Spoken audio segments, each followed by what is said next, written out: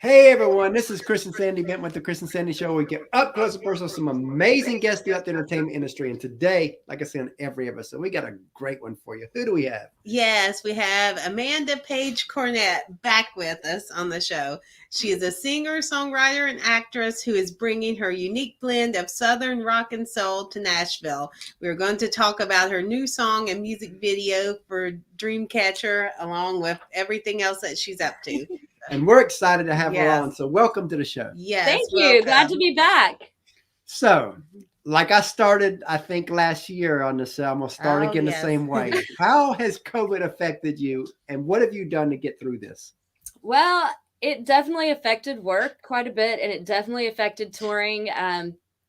For a long time, places were afraid to book out too long because they were afraid that they'd have to shut down. So now it's kind of a competition of so many people are trying to book, and they're, everybody's trying to book. So it's hard to get bookings right now because everybody's trying to get back out there, which is a good problem to have, I guess. But it's, it's one of those things. I kept writing throughout the whole thing, and I tried to just keep moving forward and with doing music videos and releasing stuff as much as I could, just to try to keep the ball rolling. So, Yeah, that's like us. Like we told you last time, we started January 2020 with the show, and our original plan was maybe 100 interviews our first year. And we thought if we could do that, be a great foundation. And then COVID happens. And as I'm watching this industry get shut down, I was like, this might be our time to shine because, people who normally wouldn't come on a brand new show might be willing to come on a brand new show. Absolutely. And so we just started reaching out to everybody. We had no idea where it was going to go, how it was going to evolve. And here we are. Who the guest would be. Almost 500 interviews now to date. That's awesome. Oh, thank you. Speaking of that, what exciting things happened through the pandemic for you? Because, everybody has one silver lining normally. Yeah, everybody had to make the best of the situation that they could. Well, there were a lot of things that happened during the pandemic that were, in perspective to me, much worse than the pandemic, with some friends, family, friends and stuff. So really, perspective is everything. Yeah, absolutely. So really cherishing your friends and family. If my best friend lost 5 family members in a plane crash. So the pandemic was nothing compared to that, in my opinion. Going through that was, even though I'm adjacent, I'm not exactly a family member. It's been very tough with that. So it's perspective. Yeah. So anything else is not too bad. Right. And to understand that, when you're at the bottom, there's only one way to go, up. I did get a puppy too. I know everybody got dogs during the pandemic. Oh, awesome. So a lot of people ask, when did you know you wanted to become an artist and do music? But I like to go deeper than that. When did it click that this could be a career for you? The first time that I played one of my original songs, I was somewhere between 13 and 15. I was at Lake Junaluska on a youth camp retreat, and I had somebody else play guitar for me, but it was the first time I got to get up on stage and sing an original song in front of a crowd. Oh, wow. And that was the moment I knew that this is what I'm meant to do. Wow. Because I'd been writing for a long time and stuff like that, but that feeling was just incredible, and the reception it got was awesome too. Now, we looked at your bio, and you've done a little acting too, haven't you? I do a little acting here and there. Tell us about how that came to be. Yes, and some of the projects that you worked in. Well, I've been acting probably as long as I can remember. My preschool teacher would tell you I was very animated as a child, even with my eye rolling that I used to get in trouble for, allegedly. But, I think that music and acting go hand in hand. If you're going to really be able to emote the emotion of a song, you need to be able to put yourself in that position to feel it. So I think it's very integral to being an entertainer. But I've gotten to do some fun things, some small commercials, some independent films. It helps with my music videos as well. I got to be in a bigger independent film, Junkyard Dog. Oh, wow. By myself. That was cool. So with Vivica Awesome. Fox. She came up and interrupted me on stage, which was kind of awesome. Oh, so cool. Yeah, you're so right about that though. When we've interviewed a lot of artists, and really they're actors in disguise. They just don't know it. Mhm. Yes. And the ones that aren't very good at it, you can tell. Love, especially if they play the part in the video. Right. Yeah. Right. You got to be able to act it out. And if you can't, you got to hire somebody to act that scene out. Exactly. Yes. Love that. So what are some hobbies you like to do outside of music? Well, I love hanging out with my dogs, going hiking, do anything exercise wise. I'm also into making earrings, feather Wow. earrings. Oh, very cool. And I also do some carving. I'm a part of a mission trip every summer in South Carolina where we work on people's homes to make them warm, safe, and dry. Hopefully it'll be back on next year. And so I've learned a lot of skills from that I have used to make things, make bookshelves, make guitar case holders, make little awesome. carvings of things, little guitars and crosses and such. Oh, wow. So what would you say is something quirky about you? All of the above. Just kidding. Well, I don't know very many women who have their own roofing nail gun. Oh, wow. Ooh. That would be it, huh? Yeah. But I don't know if that's quirky about me. It's just very unusual. But or quirky, unusual. I mean, they mean the same thing. Yeah. I think that there's no such thing as normal. As my friend Tracy always says, normal is the setting on the dryer. Yes. And who wants to be normal? Yeah. Right. Who wants to be that? Yeah, like nobody who's normal ever made history. Just like nobody boring. Exactly. I mean, if we was going to be normal, we would have regular 9-to-5 jobs. We wouldn't be together all the time. We wouldn't homeschool little Chris. We would, we wouldn't be doing this show. So if we wanted to be normal, I don't want that. It's easy to be normal. Yeah, that's easy. It's hard to be not normal, to be extraordinary. Yes, I love that. So speaking of that and hard and all, as you know, a lot of people, they see the glory behind like a Blake Shelton, a Miranda, a Carrie, but they don't see the grind, the sacrifice, the tears, the struggles it takes, not just to get to their level, but even a career level within entertainment and music. And I always want to talk about that because I think sometimes people gloss over that and they dive into music and thinking, oh, this will be easy for me. I got the talent, but it takes so much more than talent to make it in this day and time. So let's talk about that. What are some of the sacrifices you've had to make to get to where you are today? Well, I think that one thing is it's being in the entertainment business. And as far as relationships go, very few people understand that it's not a hobby, it's a career. Mm-hmm. Yeah. And a lot of people don't understand that creative side, or initially they'll think it's kind of cool. And then they're like, oh, wait, I want a more normal lifestyle. But, that's not for me. My calling is different than others. And so I think it takes a special person and special people to be in the entertainment business and stick it out. And recognize that it's not just a hobby, that it's something that you can make a career. And it's not overnight. And it's definitely not overnight. I came to Nashville knowing the average overnight success was like 7 years at the time. Wow.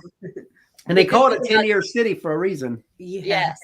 And there, the good thing about that was I came in with that attitude, knowing that it was not going to be quick and easy. A lot of people, I think, come in, they're the hottest thing in their small town, and they come in and think it's going to be easy, and then they get really bogged down and they go back home. And I came in with the attitude of, I have a lot to learn, I have a lot to learn, I have a lot to learn before I get to a point where I'm ready to make my first album, where I'm ready to really start branching out. And thankfully I did wait. It may be longer than I really wanted to, but it was probably good timing. And, the pandemic really made people soul search if music was really what they wanted to do. Yeah, that's really their calling. I think that might have been a plus for a lot of people because, again, like you said, it takes a special person to be in the entertainment world. And if you just want the glitter of it, you're probably never going to make it. So the pandemic may have caused a lot of those to say, you know what, I'm packing up and leaving. Absolutely, it could have. I luckily had my little come to Jesus moment a few years ago after I had a bad car wreck, ended up having double hand surgery. I had laryngitis for about 9 months, wasn't sure I was going to ever get my voice back. Thankfully, I found a great voice coach, and she saved me, Liz Johnson, and a great guitar teacher, and had hand surgery, and I'm doing better. But that was when I kind of took that time to say, is this still what I'm meant to do? And I put a lot of prayer into it. Is this still what I'm meant to do? Why am I doing this? Kind of did a lot of, internal searching. And I was like, oh crap, I got jaded somehow. I'd been trying to avoid being jaded, and somehow I had gotten there. So at that point I said, nope, I got to come up with a mission statement for my music, which I did, to keep me centered on why I do this. Mm-hmm. So my mission is to create and execute authentic musical experiences people can deeply feel. And that's a great one. And I printed it out when we went into the studio, and I gave it to every single musician that played on the album, the producers, everybody that came in. I wanted them to know, this is why I'm here. It's not to do something for anybody else. It's because my band and I want to make great music that makes people feel something. And that's what music's about, because again, I want to feel almost every emotion in every song. Where if you're listening to it, I want to have parts where I feel happy, parts that I feel sad, parts, even in real sad songs, you can still be happy in, I want to feel. Right. Yeah. Absolutely. And I think that's one of the most important things. That's why, going back to the acting, I feel like the best artist entertainers are ones who can emote that emotion and can actually relay that emotion through the song. And I personally, since I was a little kid, could listen to a song and say, that singer doesn't have a clue what they're singing about. And it would drive me nuts. And and it's so that's one of the things that I think is very important, is to really be able to convey the emotion of the song. Because I think that's where a lot of people go wrong in the industry. They want to be signed to these labels, and nothing wrong with that. If somebody wants to be signed to a big label, great, but read the fine print. Because again, sometimes labels, they want to make money. So they want to mold you into who they think can sell. And sometimes people give up who they are just so they can make that dollar. And I know many people in town who have said, I tried to do what they wanted me to do, be this, be that, and I didn't have any success until I was just myself. Wow. So, and I think that's important. And how many times do you hear an interview with people like Toby Keith and the big ones out there where they talk about that they had to fight for some of the songs, that was who they are. Yeah, and then it becomes the biggest hit. The audiences would like, but their biggest hits ever then. Well, and that's one reason, like, we went down to Muscle Shoals to cut our album, and we wanted to make an album that we really love. Yeah. And believed in. We didn't care if it was a Nashville album. We didn't care if it was a album for this person or this person. We wanted to make an album that we really thought the music was excellent, the songs were great, and that we could put it all together and make a really well-rounded album. Love that. And speaking of album, let's talk about it. Tell us a little bit about your new album. Yeah. So my album is Front Porch Rebel, and you can find it anywhere online. You can find it Spotify, Amazon, everywhere. You can go to amandapagecornett.com as well, or noinpage.com. I think that's and it'll have the links to all of the music. You can also go to my YouTube or Instagram. We put out about 4 videos in the last year and a half. Thankfully, I'd been working on those in 2019 and was able to keep rolling them out throughout the year. So, yeah. Love that. You're going to perform a song for us today, are you not? Sure. We'd love that. We'd love to hear that, and the floor is yours. Yes. Okay. Tell us about the song. Do you want to hear an emotion, like strong emotional song, or a more fun song? What do y'all want to hear? Either one. Either one. Good. Whatever you feel. Whatever you feel like doing. Yep. Well, since we were talking about the emotional songs, maybe I'll do. That works. Yep. Good. One of the songs I wrote down in Muscle Shoals, I wrote with Mark Narmore and Carl Holder. And on the album, it's just piano and vocal. And this was kind of one of the songs where I realized I'm getting my voice back, which was a great feeling. So this is Someone to Miss Me. Awesome.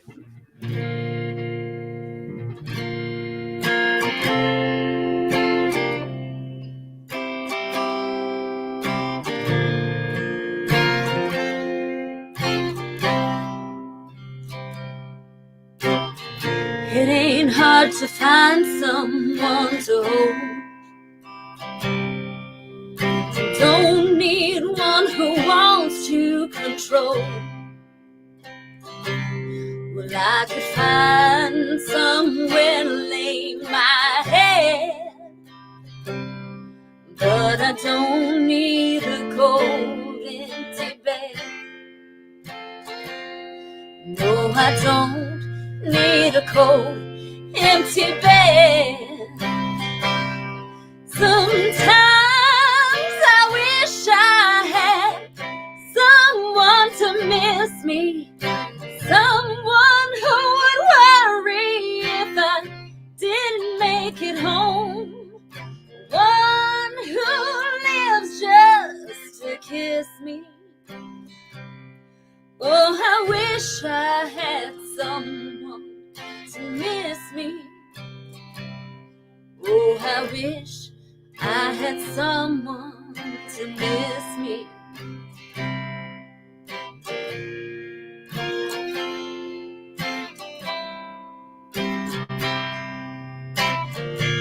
It's getting harder and harder to find a man with more than one thing on his mind.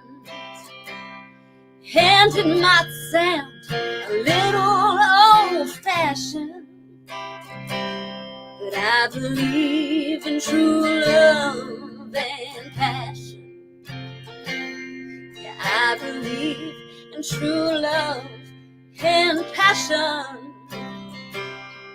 Sometimes I wish I had someone to miss me, someone who would worry if I didn't make it home, one who lives just to kiss me. Oh, I wish I had someone to miss me. Oh, I wish I had someone to miss me.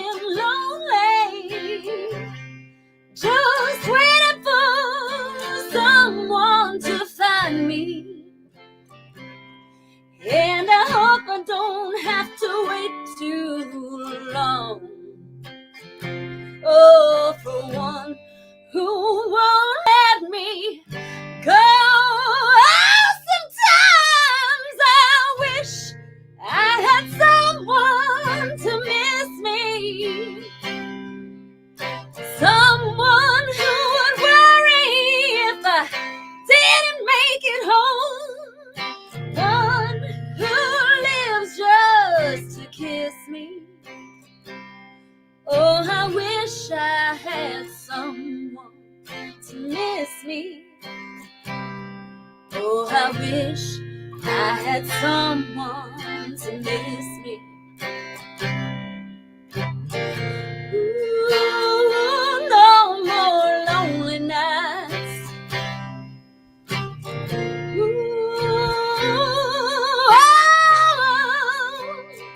Oh, I wish I had someone to miss me. Oh, I wish I had someone to miss me.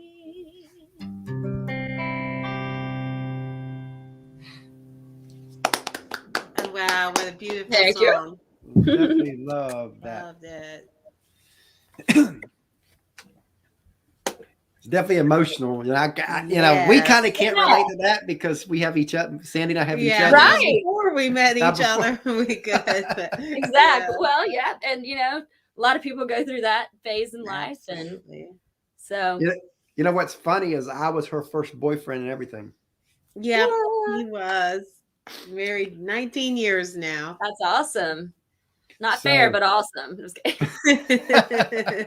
My Now- parents just hit 50. Now Oh, she went through a lot of stuff at the first 5 years of our marriage because I went through 19 years of addictions, Mm, but I've been sober now almost 14 years. So that's awesome. Oh, That's yeah. awesome. Yeah. Yeah. But yeah, so it wasn't fair for her at the beginning. Well, but y'all worked it out together. So we Yeah. did. Yep, she was my Yep, angel that everything God worked sent. how it was supposed to. awesome. So as you know, a lot of people, they see you as the artist, but they don't see the team behind you. In our opinion, the teams never get the love they They deserve. don't. So take a few moments just to tell us about the team that helps you be who you are. Well, I have an amazing band, the Almost Angels band. I've been playing with two of the three of them for over 10 years. Randall wow. Scott Peterson and Sherry Peterson. And their brother, Sean Peterson, was one of our drummers, and we're using another guy right now as he's back in Georgia. But we've been playing together for a really long time, and they are an integral part of what my music has become. They are big in it. And so they played on the album. We did 6 months pre-production. Randy and I did. He was my co-producer, and went from 32 songs down to 16, and we kept 15. And once we had picked them, we made sure that we worked on the arrangements. Randy's a great melody guy, and I'm a stronger lyricist. So he wanted to make sure all the melodies were unique and great. And I wanted to make sure all the lyrics were coming across that same way. So it was a good yin yang. And Wow. all four of us went down to Muscle Shoals and cut this 16 songs in 2 days. And then Randy and I stayed down and did overdubs with everybody else for the rest of the time. And it was pretty magical. And my sound would not be what it is if not for their influence. So I'm very, very thankful for them. Well, I love that. Yeah, speaking of teams, we have a third co-host, Yes, we our do. 9-year-old. Yeah. And Sandy's going to go Christopher. get him. Okay. And we've got a 2.5-year-old daughter that when she gets older, she'll be plugged in a show too, because we are Awesome. a family affair. Awesome. I can't imagine not doing this without family involved. Well, like I said, we may have furry visitors because my fur children have a tendency to come in here when I'm doing things. And I'm surprised one of them didn't come in while I was singing, because she likes to sing along. That's funny. If only I could get her to do it in time and in key. That's what we're working on. Yeah, then you can create a whole show. I can take her on the road with me then. She does try to mimic me, but she sometimes just gets in a habit of, oh, we're singing? Okay, let's just keep singing. Yeah, it's like you watch America's Got Talent and you see them have the dogs that are trained and other animals, and you're like, how in the world? Hey, I'm working on it. Every time I warm up, she starts singing with me, and I'm trying to get her to mimic it. Then you have to go on America's Got Talent. Oh my gosh, that would be crazy. Hi. Hi, Amanda. So, what's your favorite food? What's my favorite food? Oh gosh, I would say, is ice cream count? Peanut butter? Yeah. Ice cream and peanut butter together? How's that sound? Ooh, that sounds great. Right? Yeah. I'm gonna go with that. That's what I'm gonna go with. Yeah. And what's yours? Mine is pizza. And still pizza. Okay. All right. If I know you it should remember- be like a better answer, but I like lots and lots and lots of different foods. So, but I don't think I could live without peanut butter. So, what's your favorite TV show? Ooh, that's a good question. I watch a lot of like crime dramas and stuff, like NCIS's, and but I also watch like Grey's Anatomy and stuff. But I like the ones where I get to actually think about, try to figure out who's the bad guy really early on, and see if I can figure it out before they reveal it. So, And what's funny is sometimes you at the beginning, you got this idea of who it is, and then you change your mind later, and then you realize, oh, it was who you originally thought. right. And then there are some, like trashy TV shows that like Tiger King that got us all through the pandemic. But it was so amazing that you couldn't turn away, because it was like, is this real? Is this really real life? Are these real people? But it was so entertaining. Like, I think that any adult that went through the pandemic is going to say, Tiger King, Joe Exotic helped keep me sane during the pandemic. Yes. Sandy and I are like big reality fans. Oh, we are. Even though we yeah. know it's still, even We're there's reality really not TV much junkies, reality yeah. to them, but still, we're reality Okay. junkies. Yeah. I love Survivor and Big Brother. Big Brother's my like guilty pleasure in the summers. So Oh, and what's yours? Mine is SpongeBob. okay, SpongeBob SquarePants. Yeah. Do you know the theme song? Oh, you know it, don't you? Yes. That whole thing, yeah. Yes, I I know the first few lines of it, and then I get lost. So do. Yeah, and you know, and with that, you know, he watches a lot of Nickelodeon and Disney shows, so it's been cool to where we've been able to bring on a lot of people from his shows onto our show too. awesome. Does he get to do the most of the interview with those people? Yeah. Awesome. Sometimes cool. He does us 3 questions, but you know, he would probably do the whole interview if we wanted You to. probably would, yeah. That's awesome. We're gonna Yeah. set something up next summer for him to do. Yeah. Though has his own show, so we'll see what that'll be. Sweet. Yep, How you like coming that? soon. Yeah, that sounds great. So what's your favorite movie? Oh, so my 2 top, I guess, favorite movies are the original Annie and Almost Famous. Ah, that's a good one. So, but the original Annie, I refuse to watch the new one. But You don't want to mess it up, right? you know, I don't think you can beat a Carol Burnett, you know, Miss Hannigan, and Almost yeah. Angels is just, or I mean, Almost Famous is just another just great music movie. So, And yours? Oh, mine is the Minions movie. oh, okay. I got to ride the Minions ride at Universal last year. It was fun. Cool. Yeah. Had a long line. Yeah, he wants to eventually go to all that, and I don't like long lines, so I guess I'll have no choice. Bye, thanks. Have a good So one. he's even got Oh yeah, I see it. You got your shirt on too. Yeah. he's got a bunch of Minion shirts he always wears. We always hear about that. So if you could co-write with any artist, dead or alive, who would it be? Well, I've always had 2 answers, and one of them unfortunately passed away, so it's not a possibility anymore. But Charlie Daniels and Pink. Oh, wow. And that's both extremes, right? Yeah, I mean, Which is awesome. but if Love you that. think about it, they're both like their artistic ability and their Yeah. lyrics are both just extremely raw and real life, and Mhm. they were both great storytellers, and they're both just very, Pink's very raw, but I think Charlie Daniels was also kind of one of the rebels in music for a long time. yeah. So we're both rebels in music. In his time, he was raw and rebel. Like I you mean, said. the rebels of music are the ones that I've always gone towards. So Yes. and you know, we wanted so bad to get Charlie Daniels on our show, and we were working on that before he passed away. So it was, you know, we were like, oh no, you know. Right. I got to do a friend of mine has a benefit company called the James Best Foundation. Mm-hmm. Benefit company. I mean, charity, I guess. Yeah. It's kind of like Make-A-Wish, but it's for adults that have terminal illnesses. Oh wow. And I got to be a part of going and playing and having a Christmas party for a gentleman who had been a longtime veteran who remembered seeing Charlie Daniels when he was overseas. Mhm. And we actually got Charlie Daniels to call him Oh wow. for the family's Christmas party, which was thinking like early November, because we didn't know how long he would be around. And Charlie talked to him for like 30 minutes, and he said, "Oh yeah, I saw you when we were over there." And Charlie said, "Oh, were you with this unit?" And he said, "Yeah." And the fact that Charlie could still remember that, it was Oh, wow. pretty amazing. I only got to meet him once, and it was at a Titans game, but you know, he's the guy I wanted my grandfather to be all the time. I always wanted him to be my granddad. Now, this question probably has 1,000 answers, but just think of the first thing that pops in your head. But what's a song you've heard you wish you wrote? Oh gosh, there's lots of them. Exactly. I'd say, and there's lots of them in for different reasons. Mhm. Mm-hmm. Like I heard one this summer that I thought was awful, but I wish I'd written it. It's because it's popular.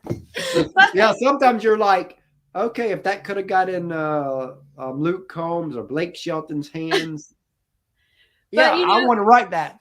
Heck yeah. But and this one was like a lot much more vague one, but it was very Oh well. specific to Nashville. But I love the song Smile. Ah, Okay. Old song, and it's there's something about it though, just so simple. But there are a lot of those songs, like even like The Chair, George Oh, Strait. love that There are a one. lot of songs a lot of Doug Stone songs that I've listened to, Oh, like yes, that are off he in a has a pine lot of box. great A ones. lot of the imagery that he used was so excellent.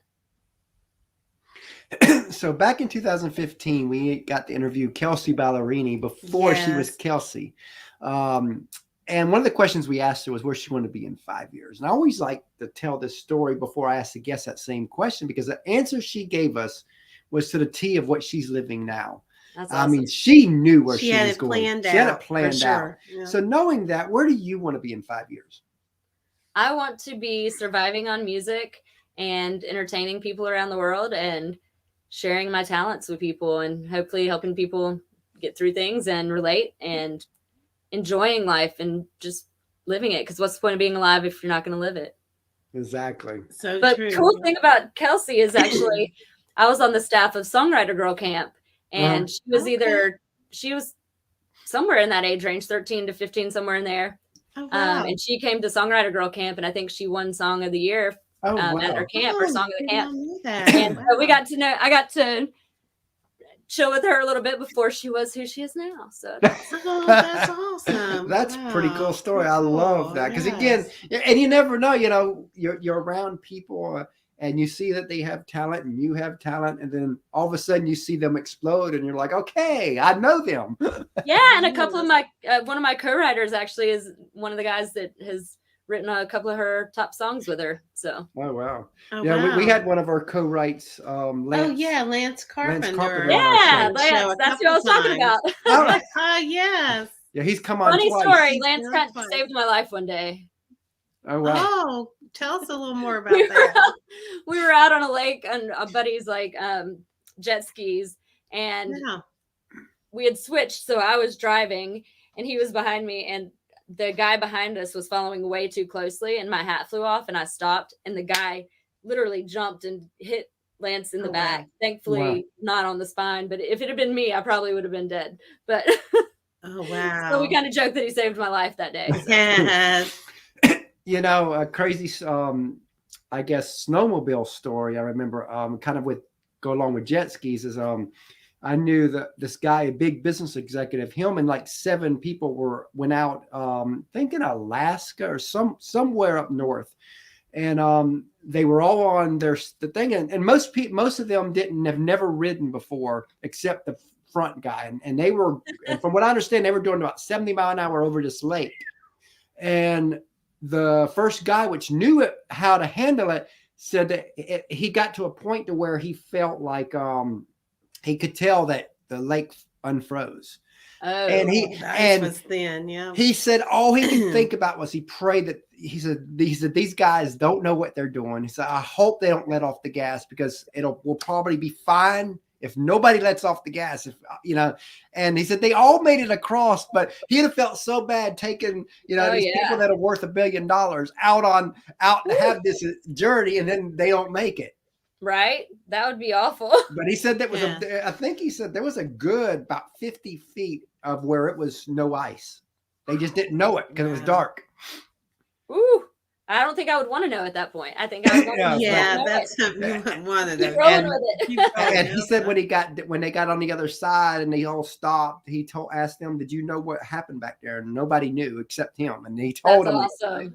So they all got kind of I bet it made them like the pandemic did for a lot of people. It probably made them reflect on their life and say, "Okay, we got to do something." But when you don't know it's happening, it's not nearly as scary as if you do know it's happening. Hi. Hey, Joe. There's our buddy Joe. Oh, yes. Hi, Joe. So, Hey, what are some sources of inspiration for you? I typically only write by myself these days when I have like emotional highs or lows. But otherwise, I listen all the time. Like if you are friends with a songwriter, you ought to be aware of what you say because it could become immortalized in a song. Yes, to you. I'm always listening and always thinking and hearing. I'll hear people talking in a restaurant even, and they'll say something that I don't even know the context of, but what they said is cool. Or, you know, I have a song I wrote with Jan Buckingham called Not Enough Beer for That. And I was listening to a girl say, "Ooh, I couldn't go to one of those a Green Bay football game in the middle of the winter. There's not enough beer for that." we took that and turned it into a song. You know, there's not enough beer on tap to ever drink you back. You know, kind of thing. And we changed it into a different type of song. So it doesn't mean it has to be in the same context, but anything that's catchy that like catches my brain is inspiring. But also people, I mean, seeing, you know, different people are inspiring, like their stories. And I think it's important to like really get to talk to people of different backgrounds and different, you know, financial backgrounds, different ages, everything, because they all have different stories. And I think you can draw a lot of inspiration from that as well. And that's why we love our show, because, you know, we've had all different backgrounds in entertainment, all walks of life. We have had from CEOs to artists, to actors, actresses, authors, athletes, and all genres of music. All genres of music. We've also had from age 9 to 91. That's awesome.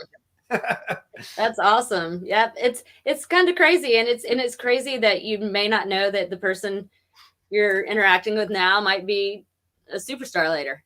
Well, I mean, Kelsea Ballerini. Kelsea, also Britt Robertson. I don't know if y'all know the actress Britt Robertson, but she and I were in the same talent agency in South Carolina when she was, I think, 11, but she looked like she was 8, and we all knew she was going to be huge because looking much younger, but being able to speak so much more clearly makes you prime. And now she's started a couple of her own shows.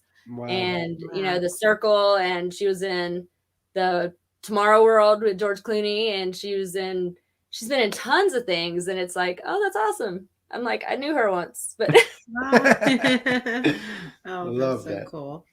And what would you like your legacy to be as an artist? What would you like to be most known and remembered for?